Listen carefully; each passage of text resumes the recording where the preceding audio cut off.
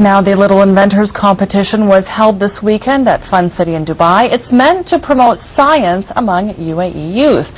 Emirati scientist and president of the University of Dubai, Dr. Isa Bassaki, was a competition judge, and he joins us. Thanks so much for being with us tonight, Dr. Bassaki. Now, what was the motivation for holding such an event?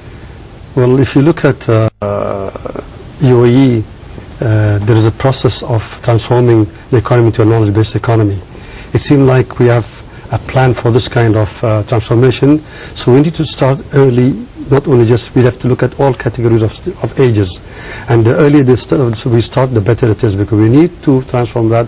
The only way we can do it is go through from the kids, and believe me, they are innovative so much, and they can invent things that we can never believe. I mean, it's amazing what they do. Now, how exactly did they participate in this event? Well, first of all, of course, we announced this to the schools, and then the schools try hard to get something. And when they have those ideas, the children, they go to the parents, they go to the teachers, and what they do is they say, we want to do this, and then they work on it. And after they finish those inventions, that's called, according to their ages, they are inventions. Then they send us, and we look at it, and we approve it, and then from then we start to assess it and review it. And were you surprised by the quality of the work that you saw? I wasn't, because I've been doing this for ages, because Sheikh Latifa Award for Children Innovation, and so many like I do regarding the incubation centers and so on.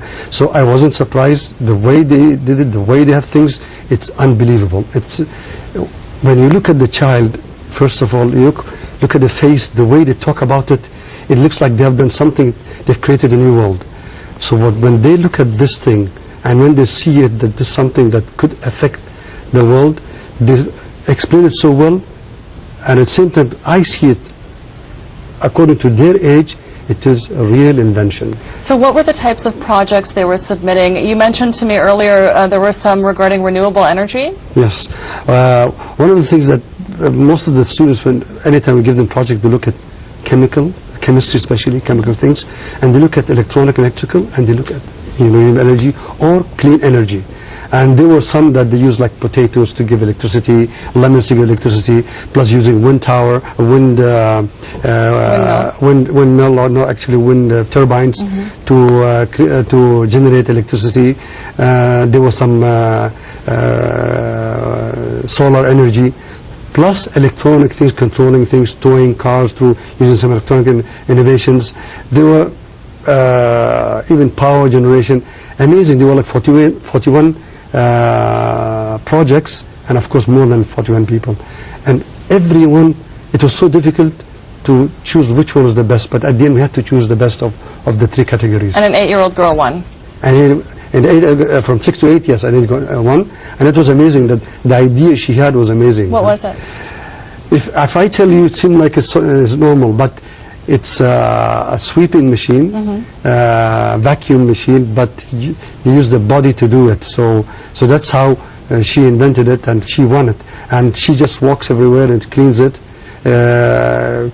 Without any, you see, you're not using any electricity, nothing, so it does sound very sophisticated. It is. Now, you mentioned the knowledge-based economy. How can we ensure that today's children become part of the knowledge-based economy of the future? I think they are the nuclei of this knowledge economy, and when we start from them, believe me, whatever you see through these kids. You look at Thomas Edison. He was 6 when he started doing some fire experiments, and he was 16 when he actually invented the electrical cockroach control. He would electrify cockroaches through a device, and he was 16. And at 22 he had the first patent. So I'm saying that kids are the ones who started. If you start from the kid, from childhood, believe me, in the future they become inventors, and they will create knowledge. When you create knowledge, you become a knowledge-based society. So what is the best way for parents, let's say, to encourage their children to take part in science? Hands-on experience. Try to, if you see something, some special talents in a child, give that child, him or her, whatever he or she needs, so that actually they can use their hands-on experience to do something. And when they use their hands-on, and they think out of the box, something comes out of it. So parents should always look at their capabilities, and when they see them, I'm not talking in technology, it could be in literature, in whatever, in music, but at the end, there are some talents available, we need to discover them, and they should put the right environment in the house, plus in the school also. That's what happened. The ICT fund was funding schools to do some labs for these kind of children to do a hands-on experience. So nurture their talents. Thanks so much for joining us tonight, Dr. Isa Bastaki. Thank you for coming.